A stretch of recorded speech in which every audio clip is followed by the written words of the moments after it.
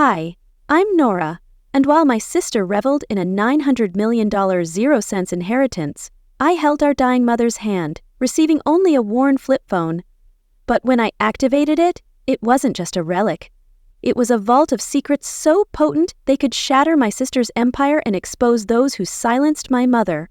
Join me, because this tale of betrayal begins with a whisper and crescendos into a truth that changes everything. Sonoma was glowing that evening. The hills pulsed with a radiant warmth only early summer can muster, and the Whitman estate sat like a crown in the middle of it. Music floated out over the vineyard. Soft jazz, piercing camera flashes lit up the entrance as guests in silk and satin stepped from black town cars, clinking glasses with forced mirth, sipping champagne before they even reached the steps. And Chloe? Well, Chloe stood in the middle of it all like she owned the valley. She wore gold, a shimmering beacon of ambition. Her hair was swept up in a crown-like elegance. Her heels clicked like punctuation marks across the flagstone. Every eye was on her as she lifted her glass and announced, "To legacy, mine at last." Not once did she mention our mother. While Chloe toasted herself, I sat 30 minutes away on the edge of a hospice bed. Mom's forehead was hot, but not feverish. Her life was ebbing like a fading ember. I dabbed gently with a warm cloth, her breathing a slow, painful push against the silence. "Nora," the nurse whispered as she passed behind me. "You don't have to stay here every hour." "I know." But I stayed. Even when Mom could barely speak, even when she didn't remember if I was her daughter or just another nurse, her gaze held a flicker of recognition I wouldn't leave. Not like Chloe had. The gala invitation sat crumpled in my purse. I hadn't planned to go, but guilt is a strange thing. It gnaws at your resolve, especially when you're the only one left sitting in a quiet room while the rest of the world celebrates a lie. I left the hospice house just after sundown, pulled into the Whitman driveway under a canopy of string lights and camera flashes. I didn't come to cause trouble. I came because I thought maybe they'd let me say something. Something about Mom. Something small.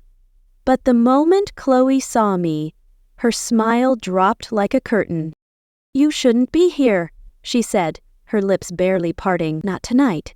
"I just wanted to speak for Mom. 1 minute, that's all." Chloe leaned in close, her voice coated in sugar, words sharpened like knives. "Mom left you nothing because you're a shadow in this family." She turned and walked away without another glance. I stood there, stunned. The room hadn't heard her, but it didn't matter. The message stuck like a stain. Still, I moved toward the microphone. The MC hesitated, eyes darting to Chloe. She didn't hesitate. 2 security men appeared from nowhere and flanked me like I was some kind of threat. I barely got a word out before one of them placed a hand too firm on my shoulder and whispered, "Ma'am, you're disrupting the program." "I'm her daughter," I said louder than I meant to.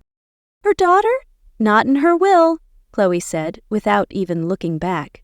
They walked me out past tables of guests with furrowed brows and whispered speculations. One woman, I vaguely recognized from Mom's book club, looked at me like I was a story she almost remembered, one she hadn't finished.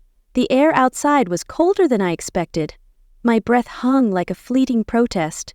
The silence hit harder than any of Chloe's words. "Back home, the nurse was just finishing up.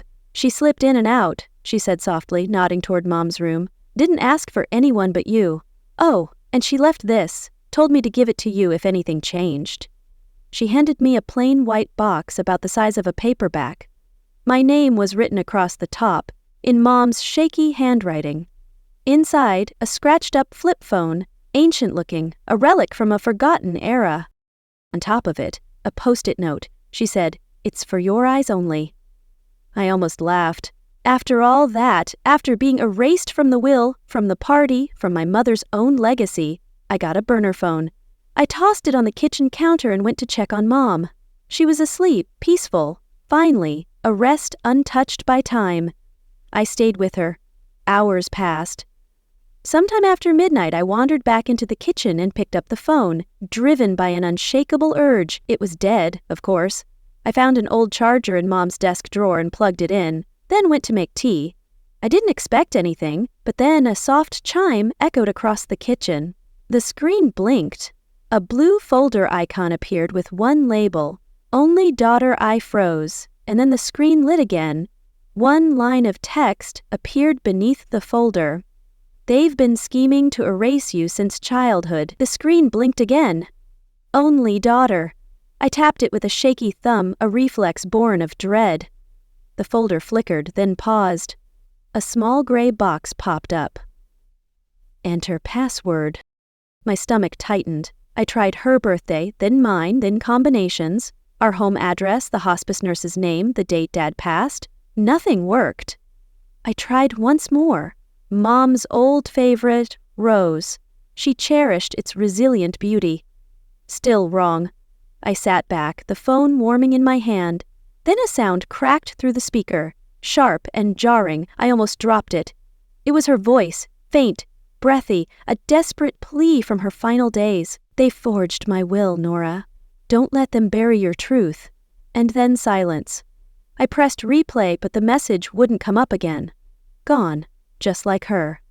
I stayed on the couch the rest of the night, the phone on my lap. Sleep came in fits, my thoughts spiraling through her warning. Sign what? What wasn't final? The sky outside was still dusky gray when the doorbell rang. I wasn't expecting anyone, especially not in slacks and tailored jackets. 2 men stood at the door, one thin, one broad. Both carried briefcases and smiles that masked their intent. "Ms. Whitman?" the thinner one asked, holding a manila envelope like a veiled threat. "We're from Grayson and Wells, representing your sister. May we come in?" I didn't answer right away, just stepped aside. We sat at the kitchen table. I noticed how quickly they laid everything out, documents already open, pens ready. "These are standard," the broader man explained. "Just a formal release of claims, given the will was clear, and Miss Chloe is the sole beneficiary. This simply avoids future complications." "I haven't read the will," I said flatly. "Of course," the thinner one nodded. "But the terms are final. This is about closure." Closure. It was the same word the hospice nurse used. It never felt more hollow. I skimmed the first few pages. The language was dense, legal, cold.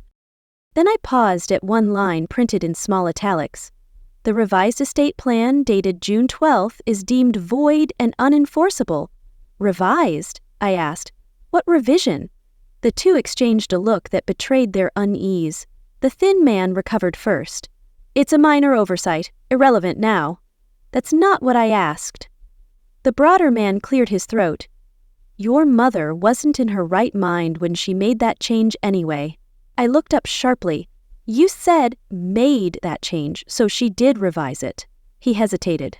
"Well, there were drafts, conversations, nothing binding." I pushed the papers back toward them. "I won't sign." They both chuckled, a dismissive sneer meant to intimidate.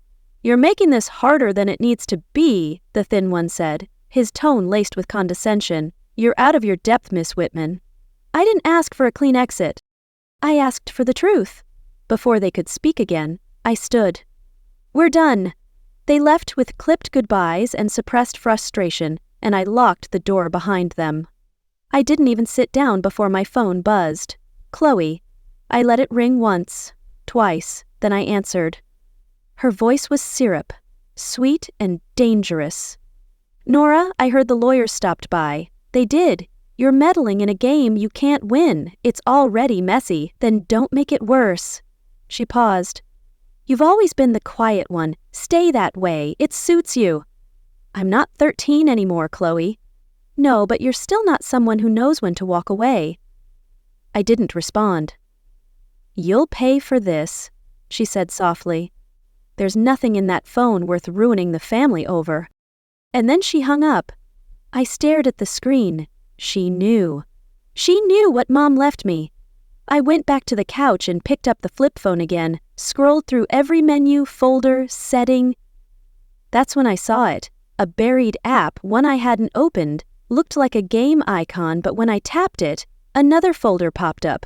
Audio record Daro _523 legal clause plus legal clause plus legal clause plus legal clause plus legal clause, plus, legal, clause, plus, clause, clause, plus. I didn't breathe. The icon pulsed once more. I hesitated, then tapped it. A low hiss opened the audio, static first, then breath. If something happens to me, it was her voice again, my mother's. Check clause 19D, I changed it. I left something for you. Chloe doesn't know.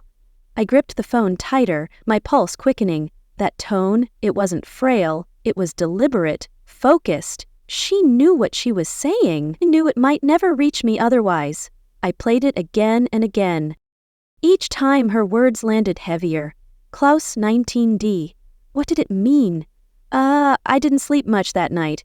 Morning came without warning, a dawn that crept in while my heart raced.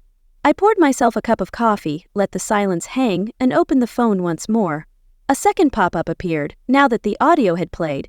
Just coordinates, an address in town, Old Valley Bank, a place my mother hadn't visited in years, or so I thought. I threw on a jacket and left. Driving past the vineyard where Chloe's gala mocked my existence 3 nights ago steeled my resolve. She was likely still glowing in her new role as the Whitman matriarch. The bank stood quietly on a side street, a modest facade hiding monumental truths. I walked up to the teller and gave her my mother's name. When she asked for ID and verification, I slid the printed code from the phone across the desk. She disappeared into the back. 15 minutes later, I was in a private room with a small metal drawer in front of me.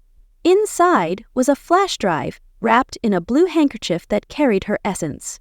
Beneath it, a sealed envelope with my name in her handwriting. I sat there a while before opening it. The letter began simply, Nora, I should have spoken louder. I should have protected you more. This was the only way I could leave something true. I didn't blink, didn't breathe. I just read it over and over, tears carving silent paths down my face. This wasn't guilt. It wasn't even grief.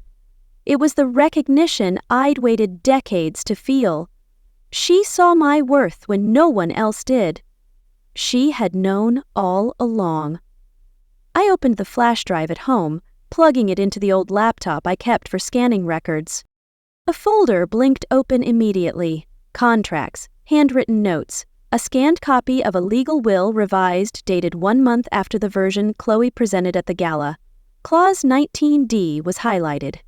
In the event that Nora Whitman is excluded from all public acknowledgement or estate discussion, this clause restores her position as co-beneficiary. She'd tried to leave me something, a safeguard, but no one ever mentioned this clause. Not the lawyers, not Chloe. It had been erased or buried deep enough no one would find it unless they knew where to look, and now I had it. Still, I sat back. Something felt unfinished. A heaviness pressed down like there was more I hadn't seen yet.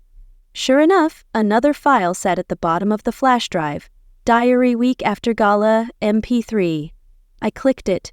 Her voice came softer this time, spoken more like a confession than a message. I didn't want it this way, she whispered. But Chloe was relentless. She came every day. She kept saying things like, "Don't you want to leave a legacy?" Or, "Nora wouldn't care anyway. She never does." Her voice broke as she admitted her fear. "I signed the wrong version. Then I changed it back. Elliot helped. He said he'd make sure the right one was filed. But then things moved fast. Too fast." Her breathing grew shaky. "Nora never wanted anything but the truth, so I left her that." The recording clicked off. I sat there frozen, replaying her words in my head. Elliot S. That name, it wasn't a stranger. He was Chloe's financial consultant for years. Quiet, unassuming, a silent accomplice in her schemes. My eyes drifted back to the screen. One final document sat unopened. It was the revised will. At the bottom, beneath my mother's faded signature, was another. Witness Elliot S. I leaned forward, gripping the edge of the desk. So he knew he had seen her sign it. He had stood right there. And now he was working for Chloe. He'd sold her trust for Chloe's power. Elliot S.I. hadn't seen his name in years, but I knew exactly who he was. My mother's older brother. Uncle Elliot used to handle the estate books before Chloe's rise to power. Quiet, reserved, a shadow at family gatherings, He had a way of folding his hands as if guarding a secret. I used to think it was just shyness. Now, I wasn't so sure. By early afternoon, I was pulling into the long gravel drive of his small cottage off Meadow Lane. It hadn't changed a bit. Rose bushes grown wild, a wind chime too tangled to sing anymore, and a front door that still stuck halfway open. I knocked once, then again. He opened it slower than I remembered. "Nora," he said, blinking as if I'd emerged from a buried memory. "I need to talk to you," I said, holding up my phone. "It's about Mom." He didn't invite me in, but he stepped aside. That was all the permission I needed. I sat at the dining table strewn with papers and puzzles. He sat across from me, hands folded just like always. I opened the file on the screen and turned it toward him. "That's your signature," I said. He didn't deny it. "She asked me to witness it," he murmured. "She said it was important, and was it?" I pressed. He nodded slowly. "She said Chloe was pushing her, that the lawyers had started showing up before she could decide clearly. She wanted a backup, something that couldn't be touched. She trusted you. I know." His voice cracked a little. "And yet you didn't say a word when they read the other will." He rubbed his temple. "You think I didn't want to? I was going to, but then Chloe's team showed up. A man named Dylan from the firm said it was better for everyone if we let things go, that your mother had changed her mind again. Did she?" He looked down. "No, I don't think so." Silence stretched across the table like a judgment. He stood, went to the hallway, and returned with a manila folder. Inside a copy of the envelope my mother had used, dated, sealed, addressed to her own name, and marked personal. He laid it in front of me. I kept it just in case. "Because you knew it wasn't right," I said. He didn't respond. I leaned back, my stomach felt knotted, a churn of betrayal and resolve. "You were there, Elliot. You watched her sign it, and when they erased her voice, you stayed silent." He closed his eyes. "I thought they'd honor her in other ways. I didn't think they'd cut you out completely." I laughed bitterly. "You didn't think Chloe would cut me out? She's been doing that since I was 13. She's your sister." "No, she's not. Not in anything that matters." Elliot looked older than I remembered, grayer, sunken in a way that spoke of guilt's toll. "I'll testify," he said at last. "If this goes to court, I'll tell them she signed it and that I was there." "Why now?" I asked. "Because I found the document or because you finally can't sleep?" He looked at me then, eyes full of something I couldn't read. "Because I failed her, and you're her last chance."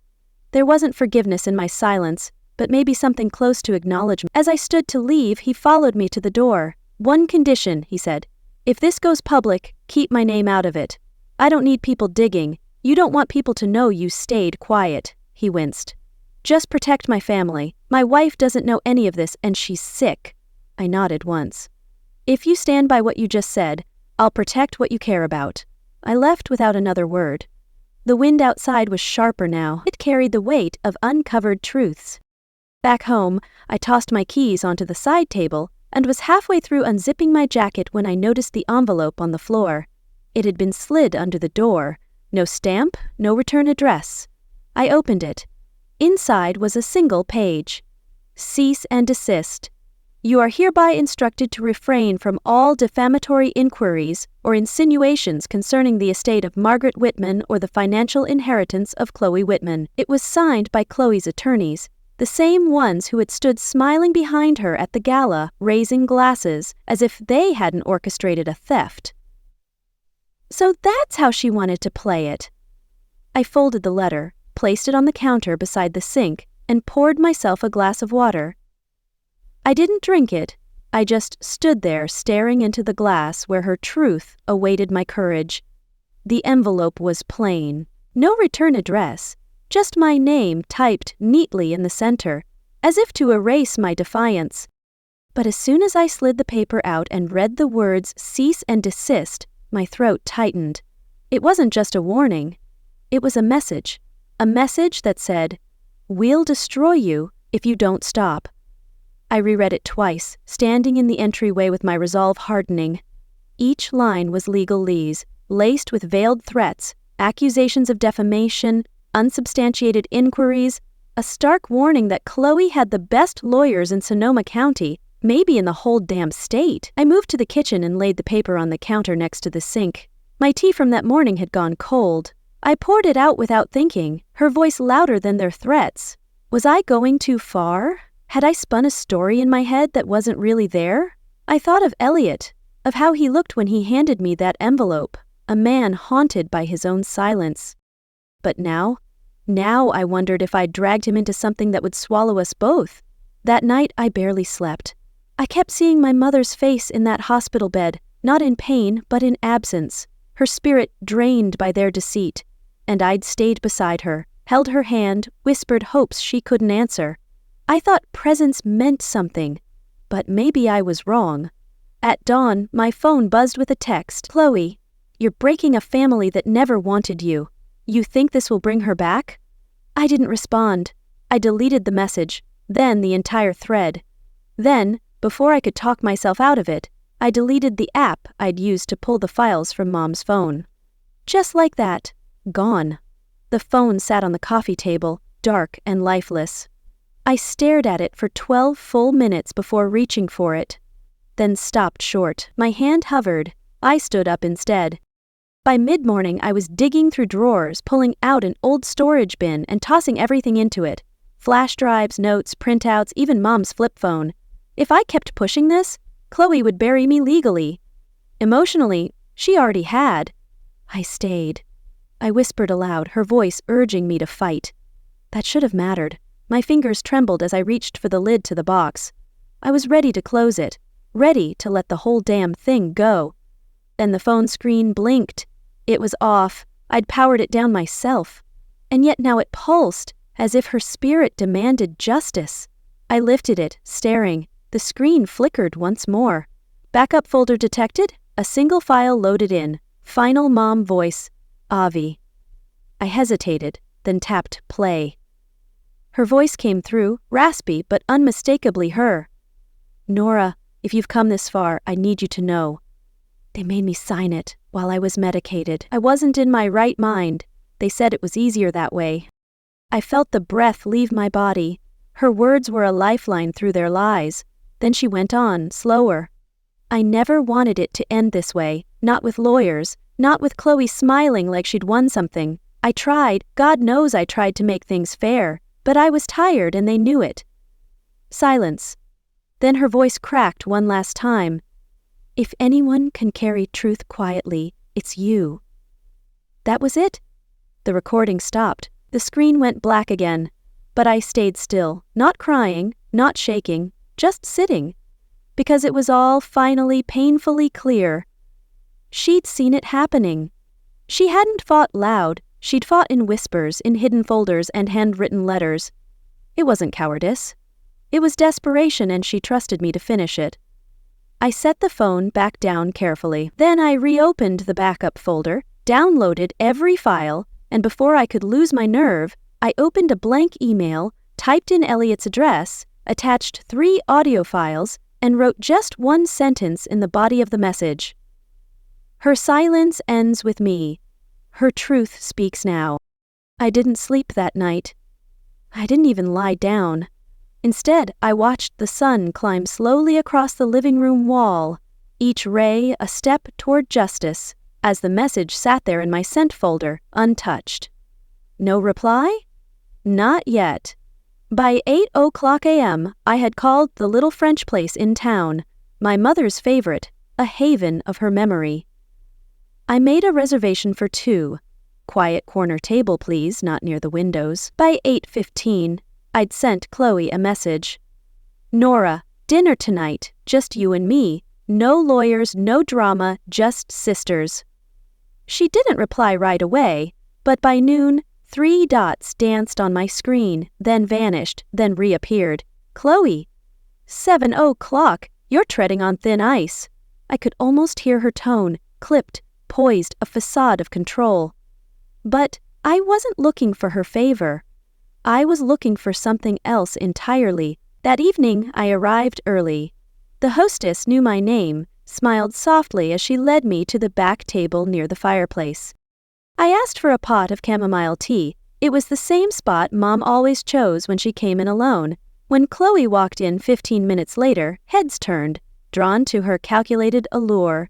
She still had that polished, untouchable quality, hair in soft waves, pearl earrings, a poise that masked her panic. She sat down without a word, placed her clutch on the table as if it held her crumbling empire, and studied me for a beat. "You're early," she said, unfolding her napkin.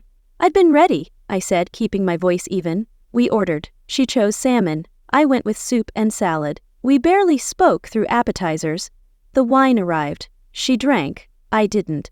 I wanted a clear head. Dessert came, and with it, my moment. I reached into my coat pocket and set a flash drive on the white tablecloth. It was small, black, unmarked, harmless at first glance.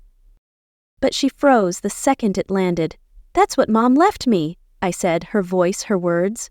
"You might want to hear what she said about you." Chloe didn't move for a long second. Then she laughed, a brittle attempt to dismiss her fear. "You're delusional," she said, her grip on the fork betraying her.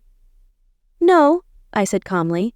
"I'm exposing lies." She picked up the flash drive as if it burned her. "You think this changes anything?" "It does. Clause 19D is still valid. You knew that, didn't you?" Her eyes flickered with guilt. She'd orchestrated the deception. "You don't have the spine to drag this into court," she said low. I looked her in the eye, steady. "That's what you counted on, didn't you? That I'd stay quiet, that I'd do what I've always done. Sit in the back row, not cause a scene." Chloe's facade shattered, revealing her desperation, and yet here we are. Neither of us touched dessert. She left before I did, heels sharp against the tile floor. No goodbye. Later that night, I sat on my living room couch, heart steady but heavy, laptop open in front of me. I didn't need a podium, I needed a post. I logged into the memorial page we'd created after Mom passed. Chloe had forgotten all about it.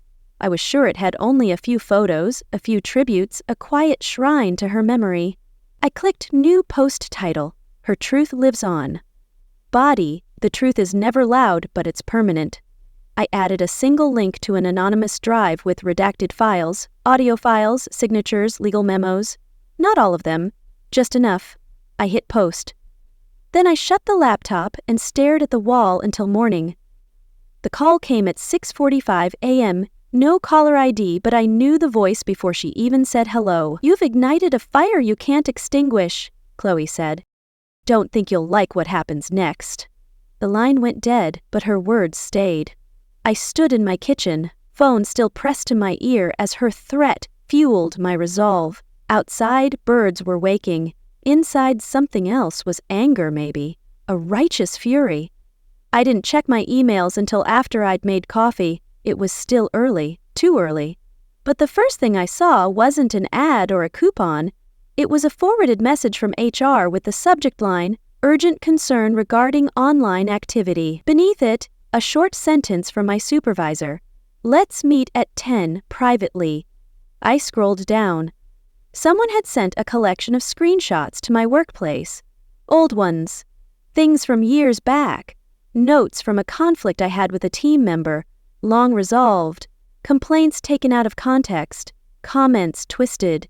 Attached was a blog post from an anonymous source.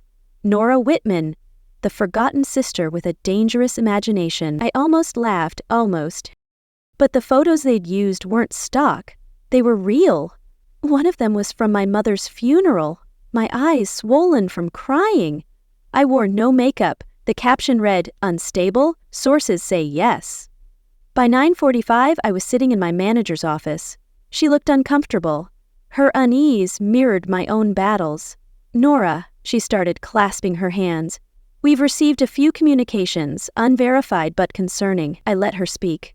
Let her fumble through phrases like company image and external behavior standards. I nodded, stood. "I understand." I said, "You'll want me to take a leave?" She didn't answer directly, but her sigh was enough. I didn't cry. I didn't argue. I just walked out. My car sat in the same parking spot it had for 6 years under the same brittle oak tree. But something had shifted. Not in the car, in me. By the time I reached home, I already knew Chloe's team had planned this. The headlines were too clean, too coordinated. But as I closed the door behind me, a different sound filled the space. My mother's voice, faint, calm, echoed from the phone still charging on the counter. I had hit play without realizing. "They'll try to make you feel small," she said. "But you're not. You never were." She had recorded it just weeks before she passed. Her voice wasn't strong, but it was steady. I sat on the floor with the phone in my hands. This wasn't sadness anymore. It was grief, shaped into something sharp. Around 2, I opened my contacts, scrolled down to a name I hadn't touched in years. Megan Harper. She used to write for The Times, investigative reporter. Sharp as nails and twice as fast. Her loyalty to Mom made her my ally. I sent a single text. "I have something you need to hear. It's real and it's bigger than me." She replied within 15 minutes. "Then let's talk tonight." We met at a bookstore cafe on the edge of town, a sanctuary for truth seekers. Megan looked older, her gray hair a testament to her battles, but her eyes just as alert. I slid the flash drive across the table. "This is everything," I said. She plugged it into her laptop. No small talk, no pleasantries. Her brows knit as she listened. She didn't speak until the third clip played, the one where Mom mentioned names, lawyers, trustees, and 3 familiar senators from the donor registry. Megan leaned back slowly. "You realize this doesn't just take down your sister," she said. "It could ruin 7 people in Washington." I looked at her and said only one thing. Let their secrets fall with her empire. I didn't flinch when Megan said it. I just looked at her. Really looked. Her eyes weren't challenging me, they were warning me. This doesn't just take down your sister, it could ruin 7 people in Washington. And maybe that should have scared me. Maybe 6 years ago it would have, but not now. Not after all the silence I'd swallowed, all the times I'd stepped aside. My hands didn't shake as I pushed the drive closer to her laptop, then let the light ruin them. She nodded once and stood. "I'll need a few hours." By sunset, her team had cut together a tight, quiet video, raw and unembellished, just facts, screenshots, audio. The voiceover was Mom's. Raw, haunted by her betrayal, but unmistakably her. The title, Coerced Under Sedation, a $1 trillion conspiracy. Megan clicked publish, and the internet did the rest. It started on niche forums, estate law threads, inheritance justice groups, but by midnight, a dozen local journalists had picked it up. By dawn, the clause 19D was trending nationwide. They didn't say my name at first. They called me the younger daughter, or the contested heir, but the voice in the audio wasn't mine. It was hers. Mom saying things like, "They made me sign it while I was medicated. I never wanted it to end this way." I watched the shares rise from my living room floor, legs tucked under me, clinging to her memory. A quiet knock broke the silence around 7:30 a.m. My attorney, yes, the one I'd quietly retained 3 weeks ago, stood outside with a thermos of coffee and a calm smile. "You ready?" he asked. "For what?" "For the court to know your name." He handed me a printed copy of the petition we were filing. An injunction to freeze all disbursements and a motion to reopen probate under California Code. His thumb tapped one line. Plaintiff requests review based on newly discovered evidence suggesting undue influence and forgery of capacity. "You're not asking for her money," he said. "You're asking for your mother's real intentions to be honored. That's bigger," I signed. 2 hours later, Chloe was on camera live, draped in navy, a performance of innocence. My half-sister, has always been troubled," she said, her pause a calculated tearjerker. "I tried to include her. I tried to care for her. But this is a cruel smear campaign against me, against our family, against everything my mother built." I didn't watch it alone. Megan sat beside me on the couch, laptop open on her knees, live streaming every second. "She's crumbling under her own lies," Megan muttered. "She's practiced." When the feed cut to commercials, we just sat there. I sipped water. Megan typed a quick update to her blog. Then the phone buzzed. Not mine, not Megan's, the old one. Mom's. It lit up on the corner table as if her spirit stirred. I walked over and picked it up. No caller, no alert, just a new folder on the home screen for her when the time comes. I tapped it open. Inside was a single audio file. Whitman _reading _by _counsel with. It was her lawyer, Mom's original estate attorney. His voice was dry, clipped, but unmistakable. This is a reading of the revised estate directive, dated May 19th, notarized and witnessed. Beneficiary instructions as follows. The document was real, the will was legal, and the voice his named me first and clearly. Nora, only daughter. The silence that had followed me my entire life cracked slowly and completely. I sat at the kitchen table that night, folder open, papers spread out like a map to her heart. Megan leaned over them, shaking her head. If you walk into that courtroom with this, she said, you won't just be a footnote anymore. I closed the folder. I never wanted to be famous, I said. Just seen. The next morning, dressed in navy slacks and a blouse I'd worn to job interviews years ago, I walked through the doors of the Sonoma County Courthouse. The receptionist didn't recognize me. That was fine. I placed the manila envelope on the counter. I'm here to submit a formal petition to amend Case 1947 re Whitman probate. She blinked. You're the younger daughter? No, I said quietly but firmly. I'm the only daughter. I was her voice and I would not be ignored. Inside it smelled faintly of paper and polished tile. The weight of her truth steadied my steps. Just the echo of my footsteps and the soft crinkle of the file in my hands. By the time I reached the probate clerk's desk, my palms had gone clammy. I tightened my grip. The folder wasn't heavy, but what was inside? It carried the years I had spent invisible. The clerk glanced up. You're here about the Whitman estate case. I nodded. I'm here to submit a formal petition to amend the will on record. And this, I slid the document across, is the evidence.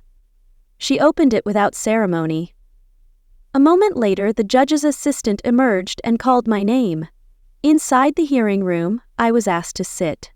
No one else spoke for the first few moments. Then the judge, a lean woman in her 50s, with tired eyes and a no-nonsense tone, asked gently, You're Nora Whitman? Yes, Your Honor.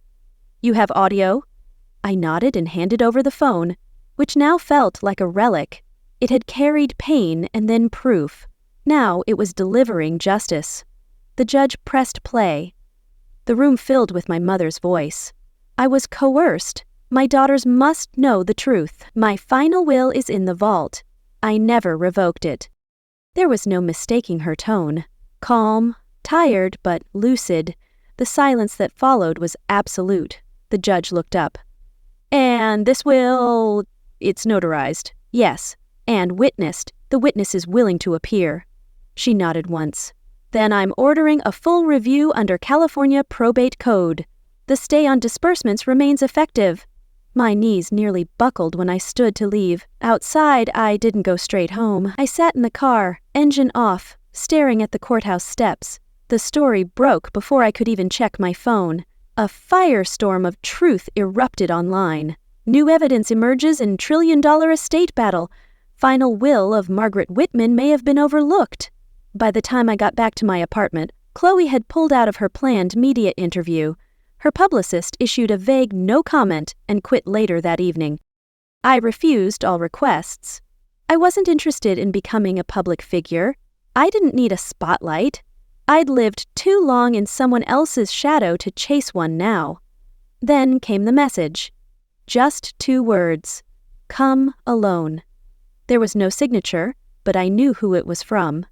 That evening, I drove to the vineyard. The vines were dormant. A chill hung heavy with her secrets. I found her near the edge of the property, where the land dipped and the view stretched for miles. Chloe stood with her arms crossed. She didn't smile. Her eyes were cold but tired.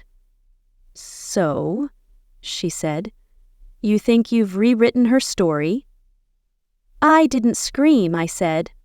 I just stopped whispering, she scoffed. You always had the softest voice, but now the world listens to you. I stepped closer, but not too close. They're not listening to me. They're listening to her. You silenced her. I just pressed play. Her defiance wavered. She'd underestimated me. Chloe's jaw clenched. Her fingers twitched slightly, as if grasping for control. I was supposed to be the one she trusted. You were the one who had access. There's a difference? We didn't fight. We didn't yell. We just stood there, surrounded by vines planted by a woman neither of us fully understood, until she was gone. Chloe looked away first. You think this changes anything? It's exposed your betrayal. That's everything. She didn't follow me when I left. Back home, I placed the old flip phone in a small wooden box, a simple vessel for her truth. I set it on a shelf beside a photograph of Mom in her gardening hat, dirt on her cheek, laughing. The next morning, I walked 3 blocks to the newly painted building that once housed a rundown cafe. Now, the windows bore the name, the Margaret Whitman Center for Family Legal Aid. Inside, a small staff shuffled between desks, flyers hung on bulletin boards, a handwritten note set on the front counter. She never asked, she never took, but she never left. Megan met me in the hallway, holding 2 mugs of tea, a quiet tribute to her legacy, just the quiet hum of a purpose finally set into motion. I walked into the back room, placed the box with the phone on a shelf above a row of law books, and exhaled. I honored her truth, but the wounds of betrayal remain. The center carries her name, yet some nights I question if I can heal from a family that never saw me. The phone is silent now, a testament to a battle won, but the ache of her absence lingers in every victory.